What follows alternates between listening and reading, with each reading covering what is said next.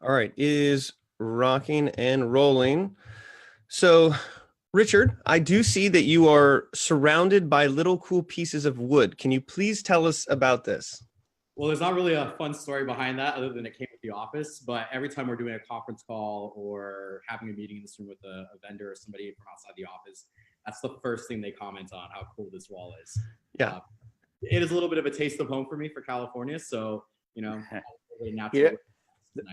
The wood pieces actually look like little Pac-Men. That was exactly what I said when I first came on. I was like, I would love to see some Pac-Man up there. Well, here's the deal, is that today we're not talking about Pac-Man, but we're talking about the journey. If these two gentlemen were the Pac-Man, or if you were a Pac-Woman, how you're going to go out there and mom, all of the little dots that are your marketing journey. Now, here on the Scaleup Valley podcast, we have heroes within the game who are living, breathing the startup experience, but on a scaled platform. They are scale-ups. That means they are running into the problems of scale. And that is what we're going to dive into, in particular, the marketer's journey. Now, my name is Ryan Foland. I'm a keynote speaker.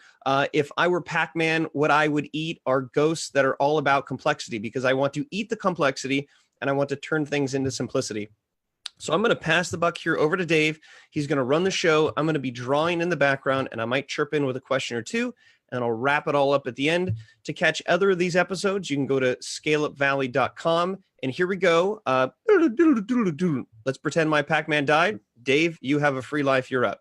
Okay. I always preferred Miss Pac-Man over Pac-Man. Yes. I always thought it was a better game. Thanks, Ryan. We've got a great show for everybody today.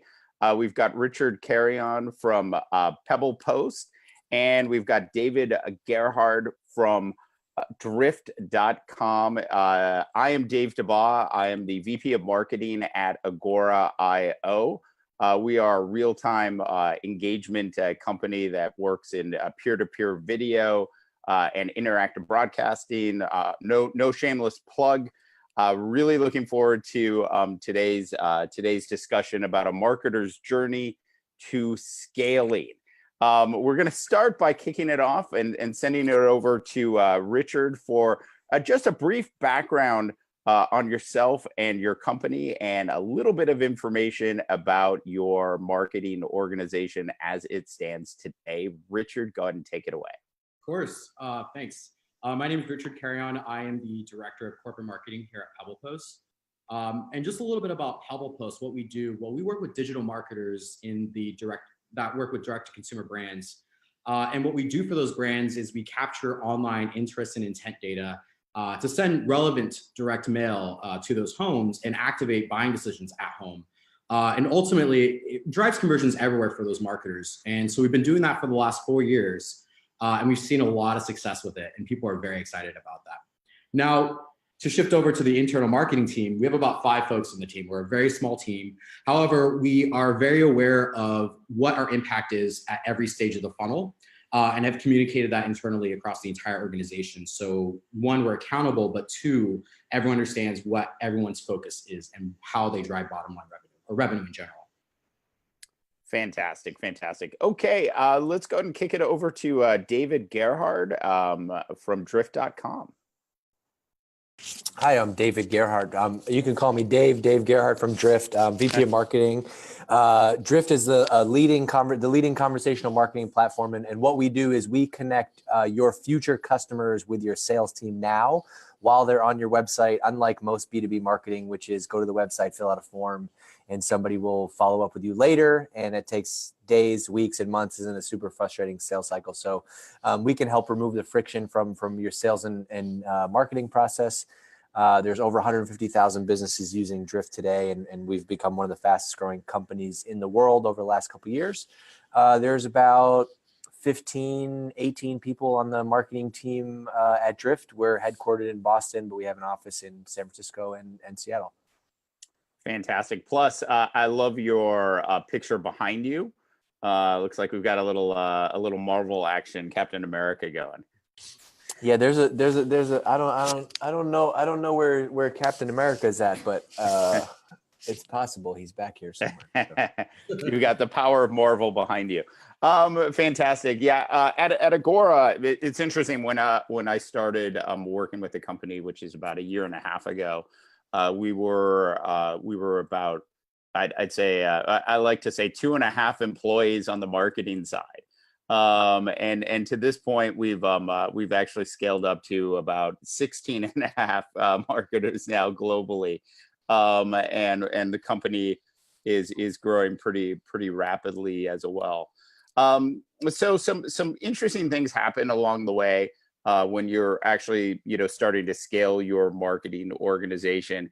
And I think one of the questions that Dave, I want to start with you, and I'm with you. I'm not David. I'm Dave too. One of the things I think is really sort of interesting is when you were starting your organization, when did you have that sort of aha moment where you actually realized you had actually figured out finally what the secret sauce is for your marketing programs?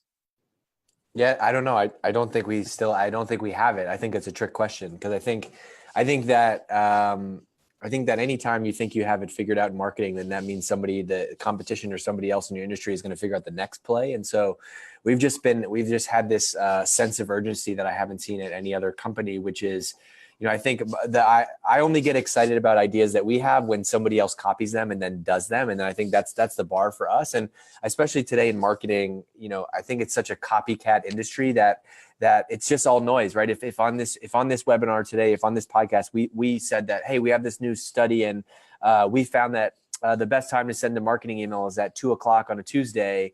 I think that most people in marketing would then go take that advice and then go do it. And then I think our philosophy, so really our only secret sauce at Drift, to go back and actually answer your question versus avoiding it, is I actually think the only secret that we have is not specifically a tactic or a channel, but it's been always just trying to figure out how can we go where people aren't. So I would send an email Saturday night and a traditional person would say, whoa, Dave, we sell to B2B, we sell to B2B, we sell to the enterprise. I'm like, but those are people who are all glued to their phones 24/7. They're still going to get those emails on Saturday night. But ultimately, the number one thing for us has been brand. We've invested heavily in brand. And I think the biggest difference is brand is not, I think people mistake brand for, brand is your logos and how your website looks and I need a designer. Brand is how people feel about us. And the way that we've been able to do that is through content, our video, podcasts, emails, the way that we write. And so the biggest mission that I got from our CEO, David, at the beginning of Drift was, look, we got to build a brand. We got to stand out by getting people to like us without ever even knowing or caring what our product does, because there's too much noise. There's too much competition today. And if you look at the competitors in the market, 99% of the features are the same. What we're going to win on is brand. And so that's been the number one channel for us since the beginning. Yeah, it's so true. Everything you said is spot on. It's funny. I started off in email marketing, and so we were building ESPs, and so our clients used to come to us and they say, "Okay, well, Dave, when's the best time to send an email?" So we all everybody in the industry used to say 10 a.m. Monday morning. Catch them right after they've had that first cup of coffee, and then like 24 months later, it was Tuesday afternoons. And then it was Wednesday mornings, and eventually we moved to Saturdays, as you pointed out. Yeah. So one joke that I use, I'll give you my jokes. One joke that I use in all my decks is like, I have this slide that shows the growth of marketing channels over time and how, in like 98, 97, 98, there was really only 2 marketing channels. There was email and word of mouth.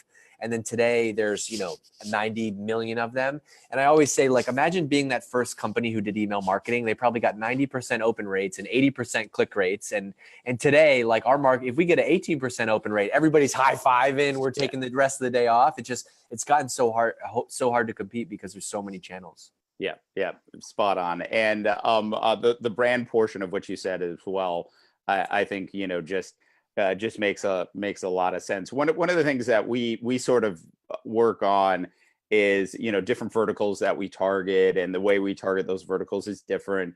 And the brand that we ultimately build is a single brand, but in those specific verticals, the way the brand is perceived is different. And so for us, we're in social, we're in gaming, we're in retail, and we're in broadcasting, and those verticals all sort of have different sort of takes on them. So Richard, man with Pac-Man behind you, give us a little bit of information or expand on it, on what your journey's been like, and if you've actually had that sort of aha sort of marketing mix moment. Yeah, I mean, just to exactly what you said, Dave. I mean, it's around brand. It's super important in a very, very cluttered space. And for myself, my journey here at PebblePost, I mean, it just started 5 months ago. And in those 5 months, we really looked at the foundations of our marketing team. We really evaluated, okay, we should definitely reset our event strategy. You know, one of the challenges in the market, and you guys know this firsthand, is it is very expensive to pay to play. And it's so expensive. Second is investing in original research.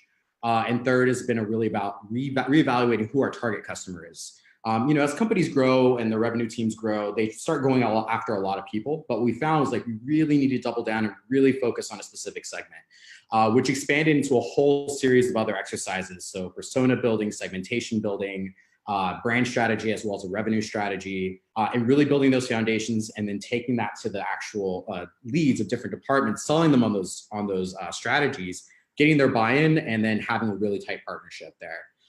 We saw a lot of success recently, just the last month. So we launched our first original research study with Murphy Research, led by Deborah Rogers. Google uses her consumer insight research called the Zero Moment of Truth. And so what she was able to help us do is validate direct mail as a channel, as still a relevant channel, and the value of the home, and the important role that it plays in purchase decisions. And so with just that one piece of research, we launched our first integrated marketing campaign, which spanned through press, through content, through email, web. And when I say web, like our website, some SEO, every single channel you can think of to build a real true campaign. And we saw a lot of success in that because one, all the inbound leads that we're getting fit our ICP very well. So that means that our outbound, or in terms of our native advertising, is working very well. And the inbound that was coming in, they were very interested in the product, but also had a lot to talk about in terms of our research. So we knew our research was working, and that's when we had an aha moment. And just last week, we hosted our first owned event, which aligns with our reset of our event strategy. And we got so much positive feedback from the prospects that were there, the clients that were there. And now we're just sitting back, hanging tight to see what the return is on all those investments. Got it. I love the term zero moment of truth. Yeah. I'm gonna start using that with my kids to see where that takes us. So I know you've been at the your company for about 5 months so far, and I'm kind of curious. You know, what were some of the key roles that you hired for when you got there? I think we've all been there where we've been in the first 5-6 months of a new gig. And then, what you do then is different than what you do, 16 months in. But would love to know sort of what are some of the key roles that you hired for sort of immediately, and then shamelessly plug what you're looking for in the future. Yeah, that's a good question. So I wouldn't even say hire, to be quite frank, but really reevaluating where everyone's focus was. So the two focuses were around content and digital marketing. Those are very cost-effective roles. And getting the brand out there. With digital marketing, it was more of a blended role of ops and general native advertising. And then with the content, that individual owns PR, research, and content. So those were the two key roles because those were very cost effective. And then in terms of the attitude that I was really looking for is somebody who was very positive, people that were interested in learning and knowing what's on the cutting edge. So for example, one of the initiatives, and Dave, you'll probably appreciate this, is we want to leave the form way, or leave essentially the forms, get rid of those and go a chatbot based way. I've experienced a chatbot experience with signing up for webinars, and it's been actually quite a pleasurable experience. So those new things that not a lot of people are doing just quite yet, but are up and coming, is one of the areas I really want our teams to be focused on, being 10 feet ahead of the competition, actually 10 miles ahead of the competition. And again, as I said, content and digital marketers are the two key roles that I was looking for when I got here. Gotcha. In the old days, we used to call those people writers. But now they're content strategists and comms, variations of comms people.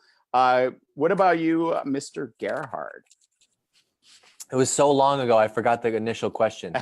So what kind of key roles did you hire for when you joined, and then sort of what are you planning to hire for in the future? So the key roles that we hire, I think we did it the right way. I mean, I'm just making this up because it's kind of revisionist history and things are working. But I think what was interesting about the way that we did it is basically they hired me as the first full-time marketer and said, do everything. And then figure out what we need to double down on. And I'm sharing that advice because I actually think it's one of the biggest mistakes that early stage companies make is they try to hire without knowing a specific, unless you know a specific channel that's already working, or you've been working with an agency and they've been doing this. I think what they did at Drift is hire me to say, create, write, blog, make videos, do a podcast, run, test ads, do events, do webinars in the first year to figure out what was working and then place bets on hiring. Because I think the biggest mistake companies make is in hiring marketers, especially the early stage marketers, is you hire people when you don't really know if things work yet. And so if you don't even know the channel works yet, then you're going to hire somebody into that channel, then you might end up firing that person in 3 months because it doesn't work, right? And so I think what we did was interesting, which I was the first video guy, I was the first SEO guy, I was the first events guy, I was the first writer. And then we really quickly learned that, people really like our content. Okay, so the first person that we hired, it was just me for probably the first 6 to 8 months. And then the first person that we hired was a writer. Okay, then he could take all the writing that I was doing, and he's much better at writing than me and can go deep on that channel. Then we realized, okay, the next thing people want is video. We want to add video. So we hired a video person, and then kind of keep figuring out like the playbook there and kind of use this approach where, early stage marketer, even if you come in at the VP level, you better do the work, right? You got to roll up your sleeves and actually do the work in the early days and ultimately scale up. And so I think that was one of the ways that we grew the team, which is we have this model of like, do the work first, prove out that there might be something there. Can you test it with a contractor or an agency or a freelancer first? And then we figure out how we can bring that in-house and scale it. Yeah, totally agree. I mean, I think that's the sort of the modern day way of scaling a marketing organization. It's funny, because like I'm in the same boat. I mean, I found myself editing videos. I shouldn't be editing videos, but I have some video editing skills from like the 90s. So everything from writing to running ad campaigns to building banner ads to changing web pages. I think I've done everything in the last 16 months at Agora as we've kind of gone through the process of ramping up the organization. So it's really nice. I no longer have to do anything on a website anymore. I no longer have to write a press release. I just have to edit them. I no longer have to edit video. I just write help out with the storyline. So in scaling our organization, it's been really sort of making sure that you have somebody that came in and acted as a generalist. And one of the things that I did was I brought in 2 other generalists as well, just because we started scaling so fast. And that really sort of helped us out. What kind of like Dave, what kind of like internal challenges have you had in trying to get more money to scale your organization? I mean, I actually think money can be a problem, where I think budget for marketers can be a crutch. And I think that there's so many marketers that, and I understand, right? The first question you ask is, what's the budget? What's the timeline, right?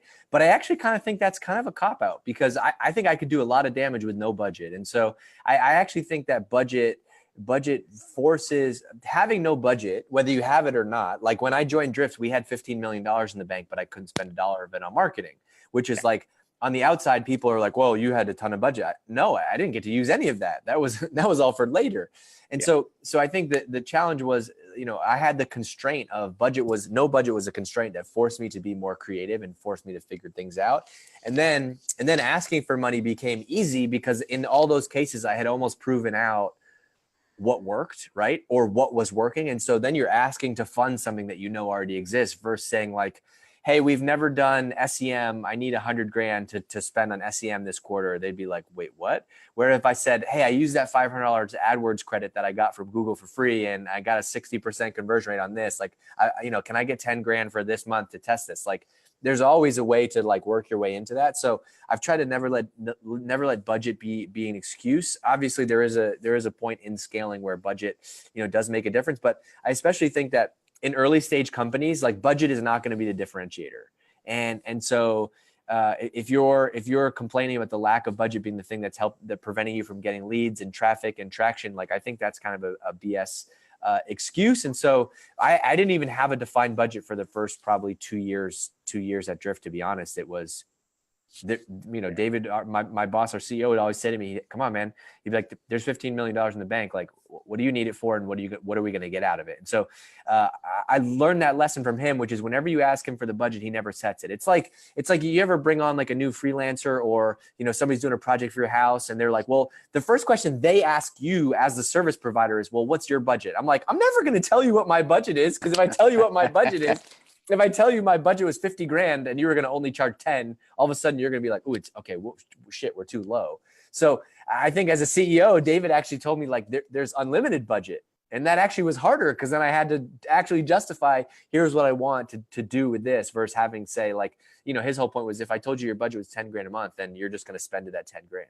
Yeah. Proof is in the pudding is always an important program to sort of run, go test this out, make it work, and then come back and ask for more money. I think organizations often just forget that, and they just take the money that they have and they have to spend it. We had a budget, and I spent maybe a quarter of what our budget was during the first 6 months that I was running our organization for that reason. Like we don't want to blow money on something that we don't know is working until we know it's working, and then we'll sort of double down on it. Dave, you said so many great things there, that we could go on for hours. Rich, I'm going to go ahead and pass it over to you. What kind of internal challenges have you had, just sort of related to growing your organization? And we were touching on budget, but feel free to drift in different directions. Yeah, budget's always interesting, and I agree with you 100%. That's why I said content and a digital marketer. You don't have to invest a whole lot. I mean, AdWords is pretty cheap. Display ads are pretty inexpensive. For pretty big campaign, we were able to keep it under a couple grand and knew it was working and saw all those conversions come through. But to expand on it, more of the internal challenge I had was more of a buy-in across the organization. So when I came on board, we were one singular marketing function. It wasn't a separation of product marketing and corporate marketing, also known as brand marketing for other organizations. And so it was really defining what is the purpose of corporate marketing and what is the purpose of product marketing, and then evangelizing that across the entire organization. And then second, there wasn't really a strategy in place when we got here. It was more of just one-offs, like, oh, we need to put this out because we want to do a blog, or oh, we're going to do this event because we want our sellers out there. Nothing that was really truly integrated.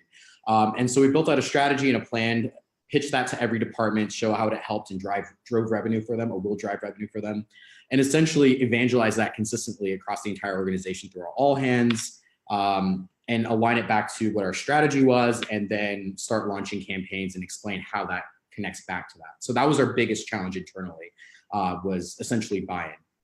We got buy-in right before the holiday season, and that meant that the team could get to work right during the holidays, which made it kind of a little bit of a challenge, but we were able to double down, focus on the plan, and launch our first research study, which again, I keep talking about, but it's our first huge milestone that we've reached as a team here.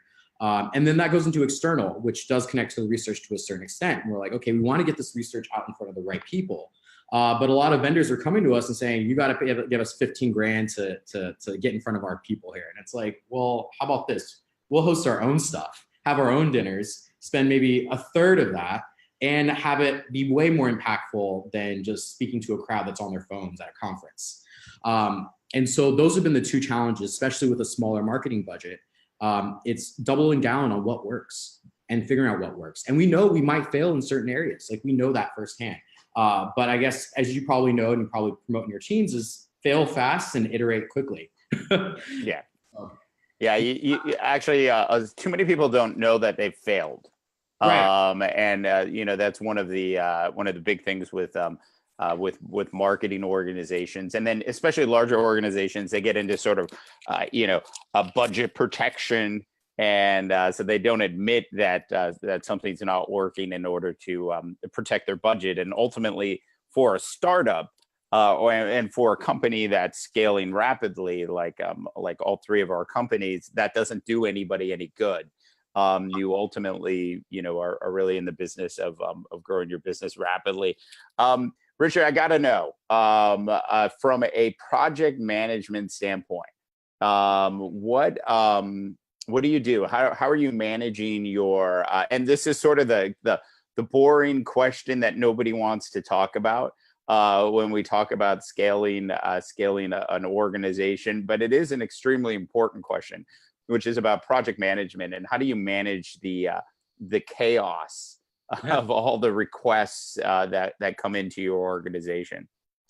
So let's start with the people part. Every person on the team owns a channel, communication channel of some type. So events, research, content, PR, creative, everything digital. And then we use tools that you're probably familiar with, such as Asana. We break those up into their core communication channels, and then we create campaigns that we might be focusing on. And then from a higher level strategic perspective, I use an app called Team Week, which allows me just pretty much puts everything into a Gantt chart. And so allows me to see all the alignment across all of our communication channels, see if there's any overlap, see if we need to shift anything. And then I let every person on the team own that project. If somebody's owning the research study, they are going to be the ones to assign, come up with the plan. I will work with them and coach them on the plan, but they're really that point of contact for that project. Got it. All right, Dave, now that your organization's significantly bigger than it was before when it was just you, I feel bad for you. And you were doing everything. How are you managing the chaos, man? The chaos of the team? Yeah. I think there's so many different ways. We have a bunch of like rituals that we've kind of built into Drift, like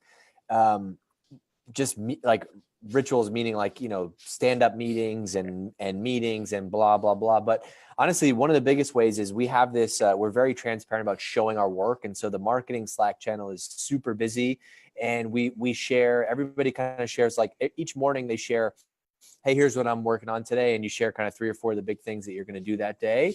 But then also we share work as it's happening. And so I think that's the biggest difference is like most marketing teams, they do this big reveal, which is like, hey guys, designers like, hey, this week I'm working on the new, landing page for blank. And then on Friday they show back up and they're like, and here it is. And someone blows it up and it like, hurts that person's feelings. It's like, you got to redo the work. Now we've wasted 5 days doing it. And so whether you're making video, so the whole mindset is like, let's say you're a video person, you're working on a 30-minute video. Don't share the 30-minute video, share like the 7 minutes that you already have edited today, show your work. And so we just believe that marketing is this momentum game, and you got to always be sharing that stuff. And so, for example, like I took a screenshot during this right now and just said like, hey, I'm on this, podcast interview right now. And, or if I'm writing a 3,000 word blog post, I might take a screenshot of the headline and the hook just to show people like, here's what I'm working on today. So that has kind of kept everybody in the loop. We also have a very strong culture of feedback. And I think feedback is something that everybody says that I can take feedback, but most companies, here's how they give you feedback. Hey, Dave, you're a really good host of that webinar. You really were. It was so good. It was totally great. But the thing you did at the end, I really didn't like that. And that's just, to me, that's just bullshit, right? You're just couching the actual feedback, where we just give very direct, real, and open feedback. We've learned a lot from Kim Scott's book, Radical Candor, which is just say what's on your mind, and ultimately it might sting. But there's a great, I think I'm trying to blank on the quote, but there's a copywriter, Roy Williams, and he has a great quote. He says, the risk of insult is the price of clarity. And I couldn't agree more with the feedback perspective. And so if there's something, off about the video, then we share it. If you don't like the thing that I wrote, we share it. And I think that helps us because we're all in this together. We're all trying to make each other better. So honestly, it's people talking and communicating is the only cure for a lot of the stuff and being on the same page. On top of that, we just try to have a level of extreme ownership around anything in marketing. Hey, if you got hired to do video, we trust you. You own it. You got to own it top to bottom. You're expected to deliver. You're expected to show it, whether it's working or not. If same thing down every position in the team. Yeah, fantastic. Yeah, I think being just upfront with people, when you show them something and I can always tell whether or not somebody's being honest or holding back. And especially with like a young organization, sometimes like the process for the expectation of what you expect from them and how you expect them to speak to you doesn't come through. We do something that's kind of interesting, which I haven't done before. Whereas we have so much stuff going on from corporate presentations to events at this point. Like we literally have a different event every week now, to all of the social media stuff that's going on and email campaigns and all of that we actually send out an email to our entire team every day at the end of the day saying, hey, look, here's the 3 or 4 things that got done today. Here's the 2 or 3 things that we're currently working on. And we give people the chance to give us feedback on a daily basis. So it's kind of funny, as a marketing organization, we feel good about it, that we're putting that out there. The downside of it is that after a while, people just don't pay attention to it. And so what we've sort of done is we've started to do more sort of internal meetings with specific groups inside the company, and we'll actually show them. We'll do what you said. We'll show them 7 minutes of a video before it's done, and we'll say, hey, what do you think? And it's great because it gives us that sort of immediate feedback that we need before we really make something that sucks. And also, we just don't want anybody, like, I think, just believe in the philosophy of showing your work versus like wondering like, what does that person do all day? I don't ever see them do anything. I think it's just like everybody's got a lot going on. Showing your work is like, here's what I'm working on. And also, if everybody else is working on big stuff for this event, and then somebody in your team is like, and here's my random thing, and then it gives you the opportunity to be like, wait, that doesn't match with all this other stuff that we're doing. All right. So, Richard, I'm going to ask you another cheesy sort of standard question, but it is an important one. How do you justify sort of brand awareness programs inside your organization? Brand awareness programs are case-by-case basis. They have to be. I mean, I'm huge on measurement. Everything has to be measured. So, for example, there's something on the table right now for a strategic partnership with an organization, a larger organization outside of PebblePost. And it is a brand awareness piece, but then we really had to take a step back and really think about this and say, okay, short term, what are the pros and cons? Long term, what are the pros and cons? And what we found is that the long term, it's going to be more valuable to us because our competition isn't doing it right now. And so things like that, it's a case by case basis, like I said. And if it's going to benefit us long term, let's do it. Let's give it a try. And we'll also do a follow-up with customers. So anybody that we talk to, or any customers that we acquire from the launch of that partnership or the campaign or brand awareness program, to maybe a year afterwards, we'll talk to customers that were acquired during that time, do a survey, and say, hey, like, did you come across this campaign? What did you think of it? How did you think of PebblePost prior to the campaign, et cetera, to see if we can quantify it in some way or form. Got it. And while at PebblePost, what kind of I'm just curious, what kind of retention rate are you getting from your customers at this point? Because you have a really cool sort of like, you have an old school, new school product. Right. And so I'm kind of curious. It's very high. Customers about it. They see value in it, and we're able to measure all of their activities. We can do in-store and online attribution. Got it. And Richard, David, go I got just a quick question, kind of a follow-up on this idea of brand awareness. I'm always curious how, in the scaling process, especially around marketing, you're incorporating, supporting your employees' personal brands, right? David's doing a great job talking about radical candor. We're talking about being in the process and giving live feedback. But I believe a big part of brand awareness comes through your employees when they're off work. So I'd be curious, as part of the brand awareness, not necessarily just from the corporate standpoint, what are you guys doing in particular to support the personal brands as your company grows? Yeah, so we do a lot of internal marketing. We do it through a lot of our all hands, and essentially corporate marketing acts as the evangelists of the brand. We are the keepers of the PebblePost brand. And we like to think of ourselves as people that get people very excited. So for example, we had new messaging that was being rolled out. And we had a really cool fireside chat with some great thought leaders out in the space. We did one with Anthony Suhu of Walmart. We did a couple other ones from like New Star. We have a lot of stuff happening inside to get people excited. They may not be a direct relation to the product itself, but it's association with the brand and people get excited about it. One of the campaigns we're looking at in the near future is a sustainability campaign. We do consume paper, but we are very thoughtful on how we use that paper, why it's sent out. And again, it goes back to our product, it being relevant, but also being relevant to what consumers want now these days. They want sustainable, they want to buy from sustainable companies, and that extends to our customers. They want to work with vendors that are also sustainable as well. And again, internal evangelization really helps with that. Yeah, I like that. People who are getting people excited about all that stuff. And really, at the end of the day, getting people excited will translate into them wanting to share. So that's great. Thanks. All right, Dave, back to you. Okay. It's actually a really good question. I'd be curious to hear Dave Gerhardt's thoughts on it as well. You know, how do you handle sort of personal brand development inside your organization? Because your company is all about brand development, I believe. So I'd love to hear your thoughts on it. I think honestly, it's a lot about what Richard said, which is number one, it starts by getting them excited. I actually think there's so much jargon and BS in the whole like employment branding. Like all we're asking people to do is just document. Just take pictures, post them on social media, do the exact same thing you do with your friends and family and kids on the weekends, and just do that for work. I think there's a lot of people making money and selling products about like, you know, employee advocacy. That's just like, we don't have any of those tools. We just, we just ask people to do it. And to start, the number one secret ingredient is you got to get people excited, because if you can't get the people inside of your company excited about it, there's no way in hell the market is going to be excited. And so, you know, we take internal marketing very seriously, meaning that I get more nervous to present in front of the company than I do in front of thousands of people speaking on stage, because they're the harshest critics. And so I care a lot about that. And the great thing is, like, if you nail the story, so we do this thing called show and tell on Fridays, where the whole company shuts down and every team has one person that presents for 5 minutes, product engineering, design, sales, marketing, customer success, about something that they did that week.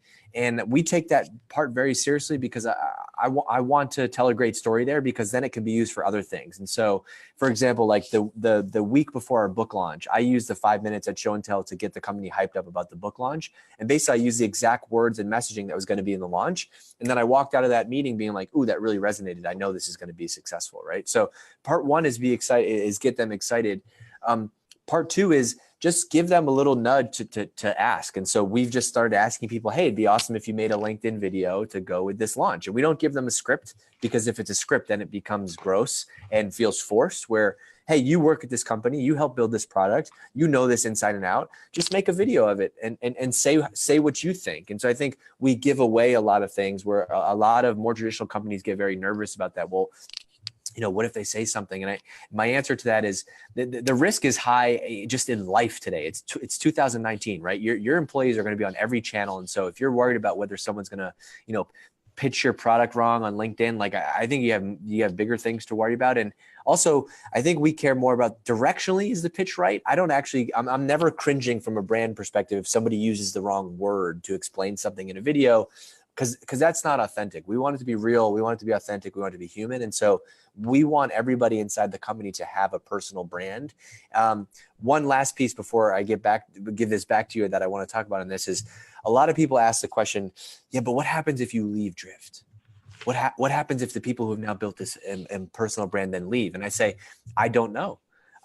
We'll figure it out when we get there, because I actually think that's such a limiting mindset. Is most people who ask that question are afraid to actually go out and do it. And they use that as the excuse. Oh, I didn't want Richard to build a personal brand for PebblePost because we're worried about if one day when he leaves. Well, okay, so you're not going to reap the rewards of like the good stuff now, and you're worried more about that. And so I really think we just have the growth mindset about that, which is like, let's deal with that if and when it happens. Otherwise, now I think, bringing real people to market our brand is the best thing we can do. Let's just lean on it. Yeah, that's an expiring answer for everybody out there who is curious about an employee advocacy. Forget it. Get people excited, ask them to share, and don't script it. Like that was it. On point. I love it. Because the other challenge is like I've worked at companies where we've used employee advocacy tools and they just look like crap, because what happens is then you have 200 employees sharing the exact same click to tweet link. And it's like, wait, it just becomes noise. It's like, I think the best brands on social media are the brands that actually have stopped using automated social posting because it feels more real and authentic. And so we'd rather have 200 people say 200 different things, 200 different ways than have everybody share the same link. Yeah. I'm going to stand up. You can't see me, but I'm standing.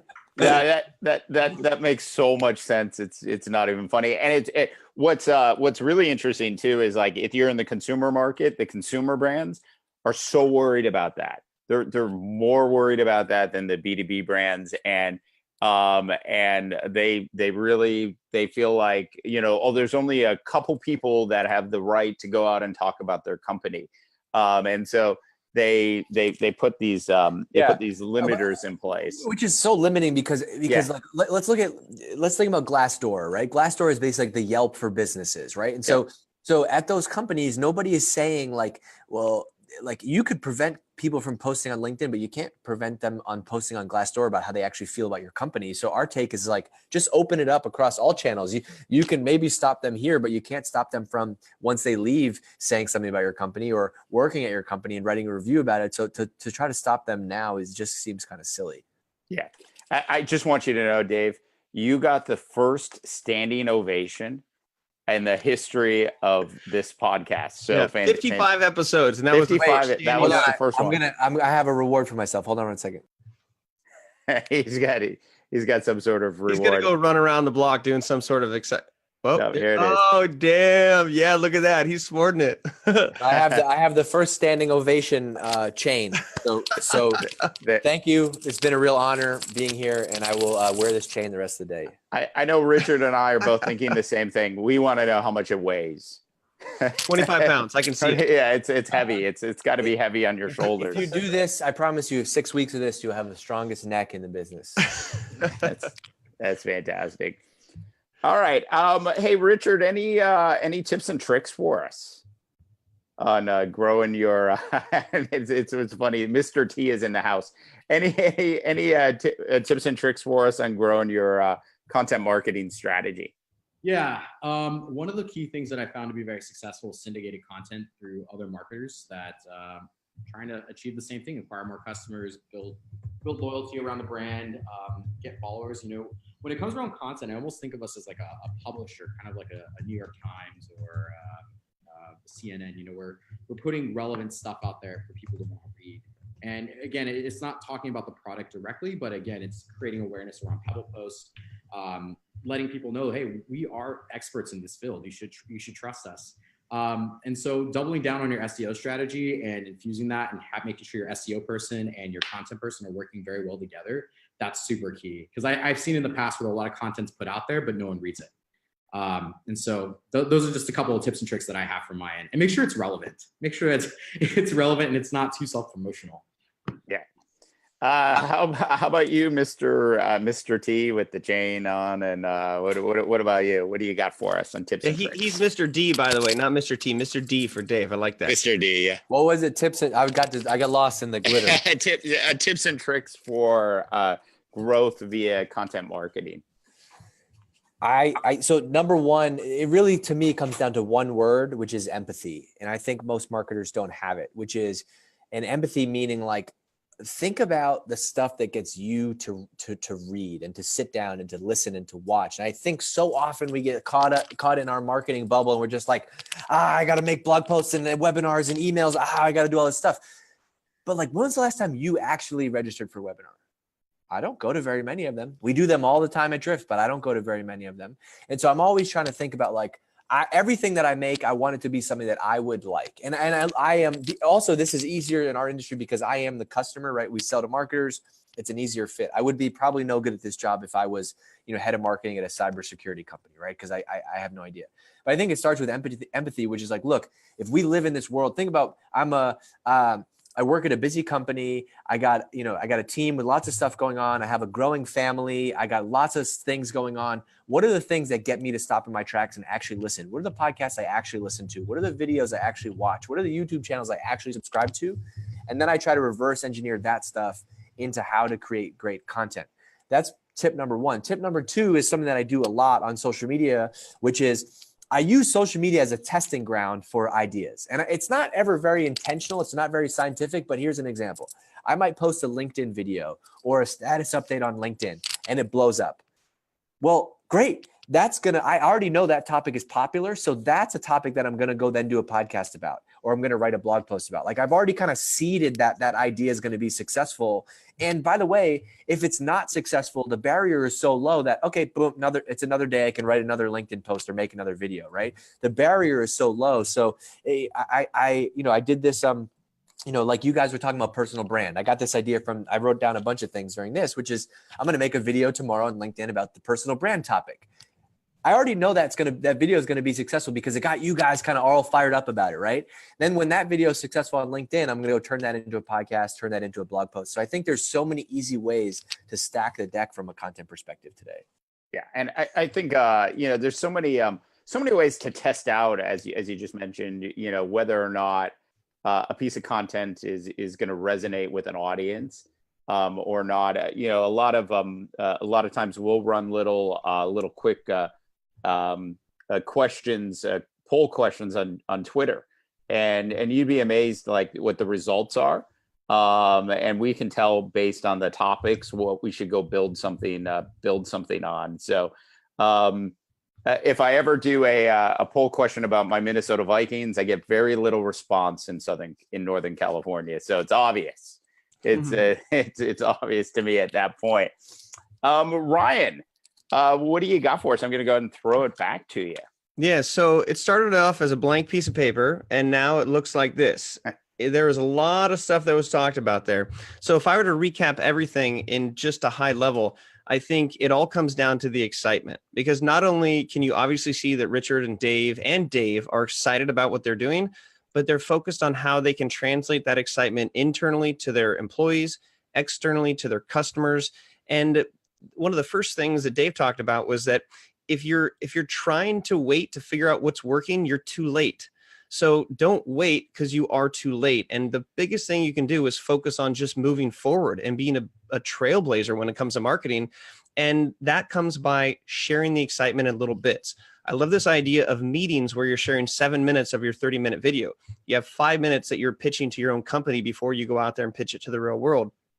And so I believe that from a marketing perspective, sometimes we get too much into the weeds. But if you get people excited, you let them own it, you give them honest feedback, and then you show it, that seems like something that seems to be working for these gentlemen. And this is what could translate to help you moving the needle in your business.